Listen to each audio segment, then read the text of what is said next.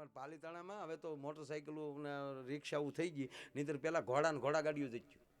હા, ને એસોસિએશન કોઈથી રિક્ષા ન લવાતી, ઘોડા ગાડી જ થઈ. એક જણો પાલીતાણા પછી તો ઘોડા ગાડીઓ વેચીને રિક્ષાઓ લાવતા.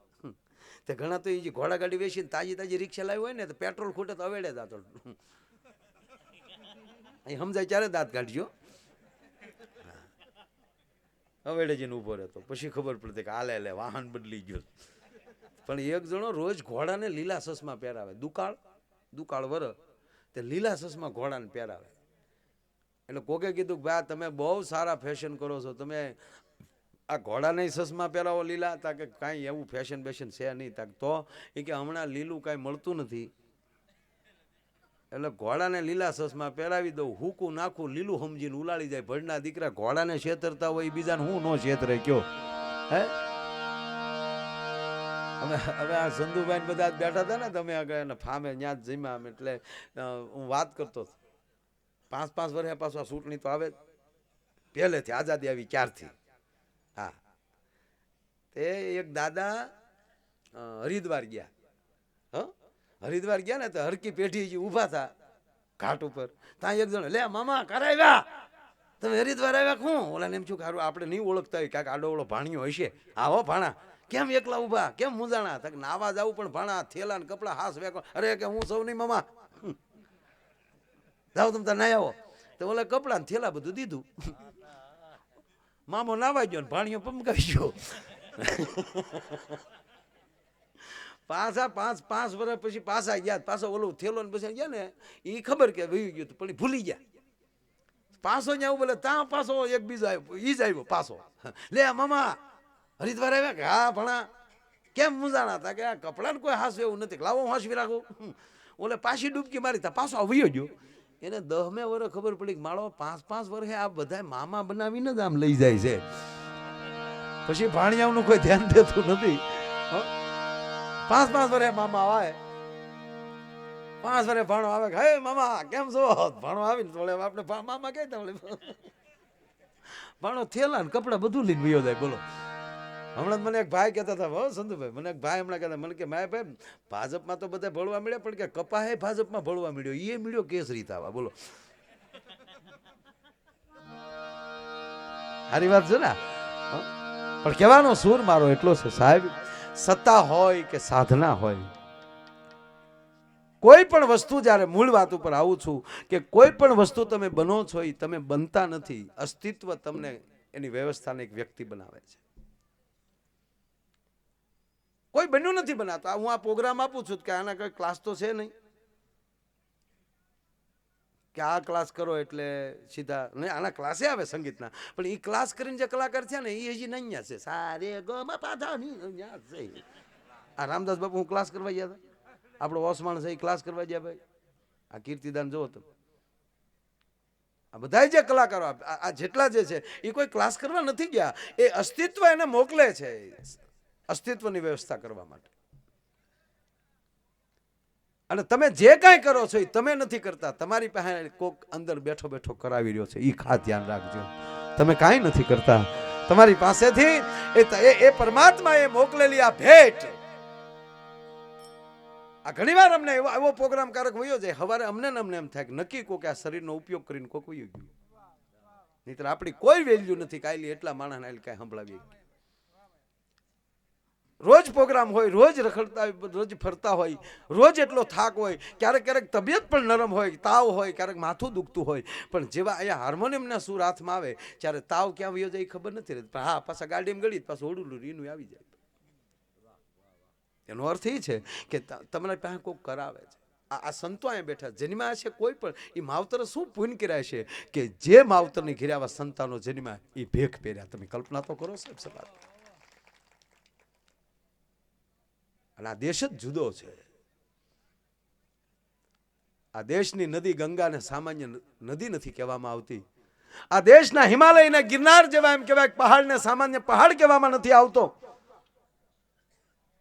આ દેશના શાલિગ્રામના પથ્થરને અને શિવલિંગને સામાન્ય પથ્થર નથી કહેવામાં આવતો.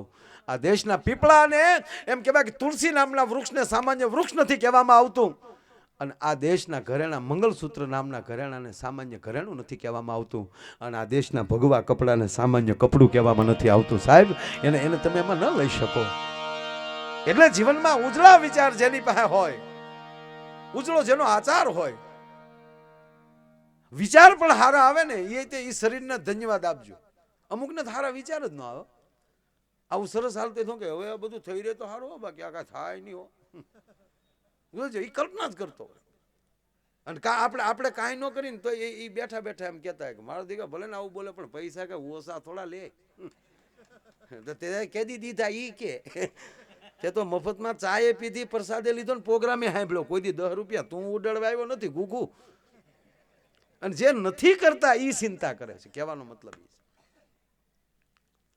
જેને કદી ભૂખ નથી દીઠી ઈ ભૂખ ઉપર બોલે છે. કમલેશ બહુ સારી વાત કરે ને કે હા તો મને ગમે, પણ મૂળ વાત એટલું કે જોડનારો કાયમને માટે, ભલે આપણે બળદને આપણે જોડતા હોય ને, પણ અમુક બળદ એટલા હોશિયાર થઈ જાય ને તો ખેડૂત જેમ કે ને ધર તેને હાચે ધરી જાય. બળજાને ખબર પડે ધર એમ. અમુકને તો જગાડી દઉં હવે તમે જે આવો ને હું તો અહીંયા, પણ ધર બળજાને ખબર પડે કેટલી ધરનો જોઈ. આ બળદ ને આમ તો પ્રાણી માત્ર, એમાં છે ને બુદ્ધિ નથી. હો, બુદ્ધિ નથી ને એટલે એના નિયમની બારા નથી. માણાને બુદ્ધિ આપી દીધી, હું ક્યાં જાય નક્કી જ નહીં. બોલો, હાંજ થાય એટલે પારેવાને ખબર પડે કે માળા વયું દઉં. અને આવડા માળો હાંજ પછી જ નીકળે, કયકના માળા વીખીને પછી ઘીરે પોકે. બોલો, હા કે માણા જાય કે જેવી તેવી છે યાર. અઘરું છે. એટલે હું કાયમ એક વાત કરું, કામે ક્યાં ના કહી છે જો કરવું હોય તો, અને બુદ્ધિએ ક્યાં ના કહી છે તમારે અનુસરવું હોય તો. હામાં પાણીએ હાથી બુંડે અને માછલા તરે, હવે તણખલા બનો જગતમાં તરવું હોય તો. જેટલા હળવા થશું ને એટલી બહુ મજા આવશે. જો મકોડો 5મા માળેલી પડે ને એને ફ્રેક્ચર ન થાય. બોલો, કારણ કે એમાં વજન જ નથી.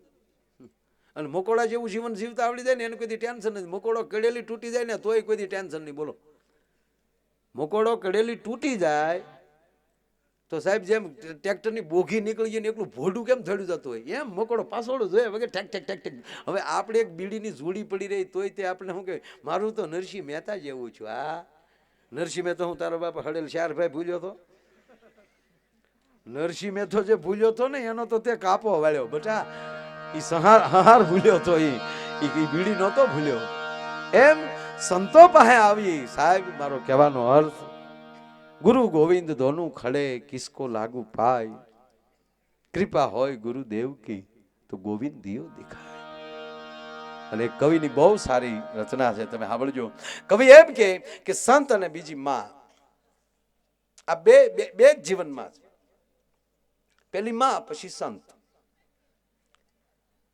પણ બે કરે છે શું? સાંભળજો, બાળક નાનું હોય અને ભણવા જાય અને પછી સ્કૂલે ન જવું હોય તો એ એવું બાના કાઢે કે માં હું નહીં જાઉં, ત્યાં મને મિત્રો મારે, મને છોકરાઓ બાંધે. એટલે માં શું કે, ખબરદાર જો કોઈ મારા દીકરાનું નામ લે તો કાન વિશાળ માથું કરતો, હાલ દીકરા હું મૂકવા આવું એમ કરી અને માં એને મૂકી આવે. અને પછી થાક્યો હોય તો ખોળામાં ઘડી ખૂબ લાવી દે, ખુઈ જા બેટા મારો દીકરો. પણ એ જ છોકરો મોટો થાય અને સમાજમાં આવે અને કદાચ એને ધંધો ઠપાટ મારે, સમાજ ઠપાટ મારે તો એને ક્યાં જવું? કવિ કહે. તો અમારો કવિ એમ કહે તો એને કહેજો કે પછી આવા સંતના ખોળામાં વયો જાય. હે, અને એટલે રાવત ભગત લખે છે કે સંતોનો સ્વભાવ છે એવો,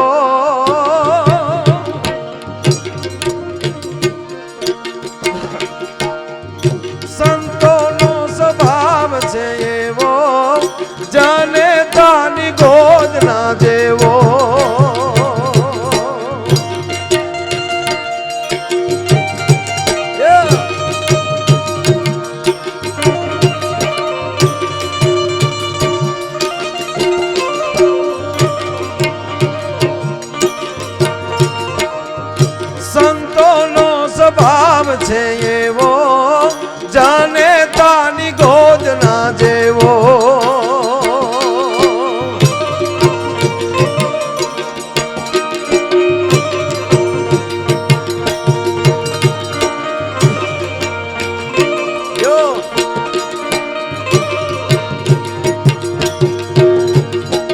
એક ઢગલું મેં એ આગળ ભાળ્યા જનની થી જગ સાત એક ઢગલું મેં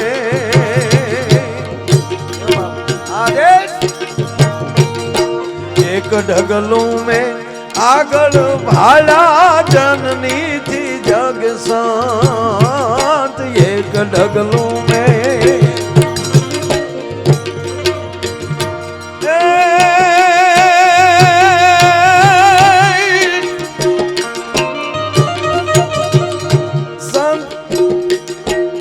માત સુવડાવે ને સંત જગાડે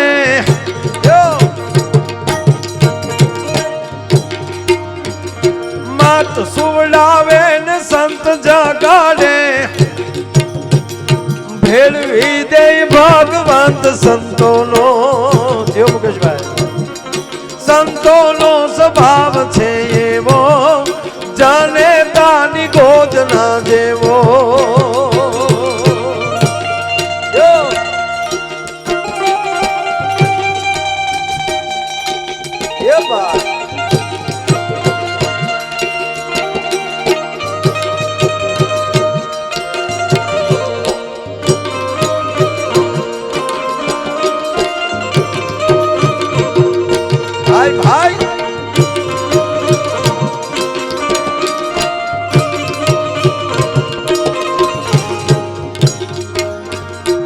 એક ઢગલું મેં આગળ ભાળ્યા જનની થી જગ સાત એક ઢગલું મેં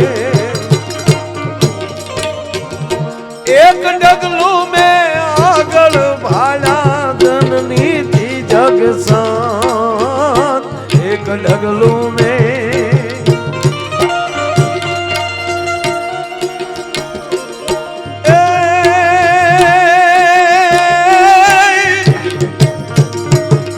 સુવડાવે ને સંત જગાડે જગાડે પણ માત સુવડાવે ને સંત જગાડે ભેળવી દે ભગવંત સંતોનો સંતોનો સ્વભાવ છે એવો જાને તાની ગોદના જેવો સંતોનો સ્વભાવ છે એવો જાને તાની ગોદના જેવો સંતોનો સ્વભાવ છે એવો જાને તાની ગોદના જેવો એક ડગલું મેં આગળ ભાળ્યા જનની થી જગ સંત અને માત સુવડાવે પછી સંત જગાડે માં છે ને મોહ માયામાં સુવડાવી દે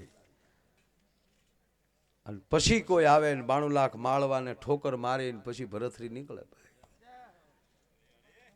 માં જગાડે છે ને દીકરો નાતો હોય અને એની રાણીઓ એને નવરાવતી હોય અને માં અટારીએ બેઠી બેઠી આમ જોતી હોય અને માના આહું જ એમ કહેવાય કે ગોપીચંદના વાહામાં પડે અને ઊનું આહુડા પડતા આમ ઊંચું જોવે તો માની આંખમાંથી આહુડા નીકળે અને ગોપીચંદ એમ કહેતો હોય કે માં તારી આંખમાં આહુડા કેમ છે કોણે તને દુઃખ દીધા એ કે એક તલવારના ઝાટકેનું માથું ન ઉલાળી નાખું તો તારો દીકરો મટી જાવ થાક પણ બેટા તારી જે આ કાયા મેં જોઈને એ તારી રાણીઓ તને નવરાવે છે આવી કાયા દીકરા તારા બાપની હતી પણ તું જેને સુવર્ણ કાયા માનીને બેઠો છો પણ દીકરા ભૂલી જા ઈ જ કાયાના એને મૃત્યુ તો આવ્યા જ છે અને પછી શબ્દ આવે છે કે હવે તું કે માં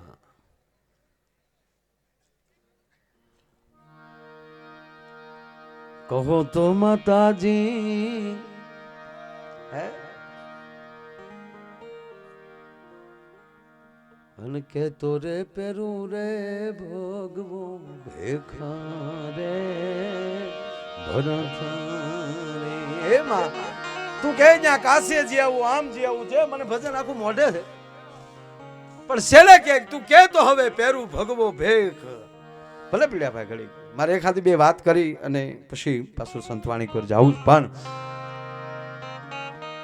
હવે શબ્દ વાપર્યો કે 12 વર્ષ દીકરા રાજ ભોગવો.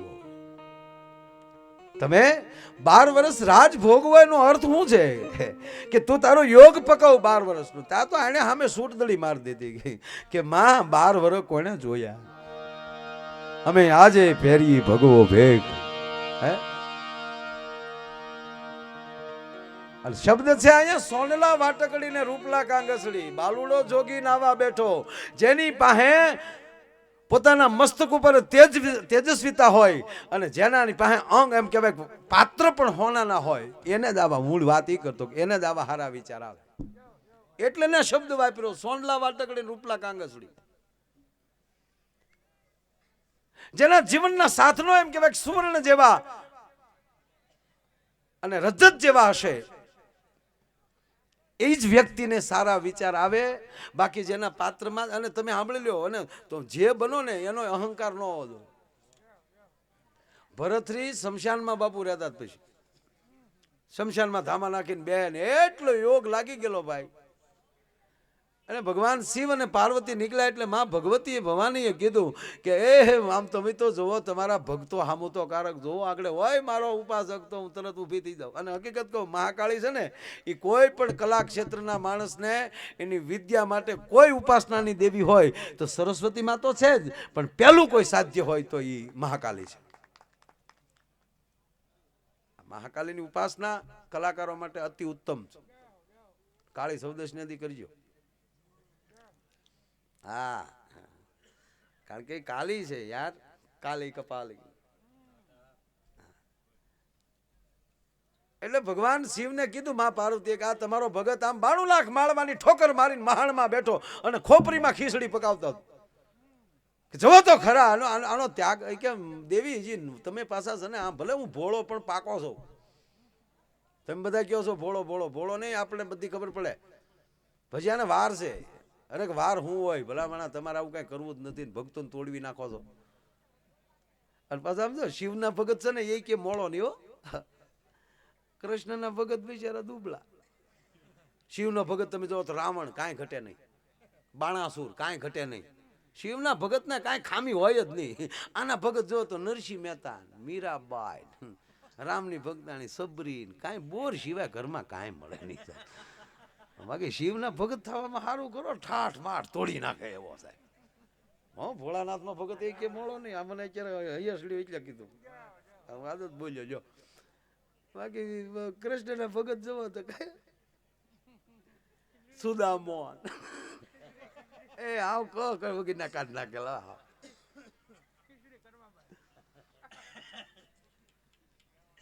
92 લાખ માળવાનો ધણી સાહેબ હોપારીને ઠોકર મારીને નીકળી જાય એમ 92 લાખ માળવાને ઠોકર મારી દીધેલી સાહેબ. અને ખીચડી પકાવતો તો ખોપરીમાં. અને ભગવતી ભવાની ભગવાન શિવને કહે છે કે મહાદેવ આની હામું જવો તમે, કે દેવી વાર છે. કે પણ વાર શું હોય તક તો હાલો. બે ભિક્ષુક બનીને ઉભા રહ્યા, બ્રાહ્મણનું વેશ ધારણ કરીને, ભિક્ષાન દેહી. એટલે કીધું બાપુ કાંઈ ઠામડું બામડું છે? શિવે ખપ્પર ધર્યું એટલે ઓલી ખીચડી નાખી દીધી કે આલ્યો લેતા જાઓ. એટલે માતાજીએ કીધું ભગત તમારે લઈએ તો કુછ રખો, તમારે હાટું થોડુંક રાખો. તો એને કીધું 92 લાખ માળવો મૂકી દીધો ને ખીચડા આમ હું રોવું. ત્યારે ભોળાનાથે કીધું હજી 92 લાખ માળવો મગજમાં નીકળ્યો ન હાને, એ નીકળે પછી મેળ આવે સાહેબ.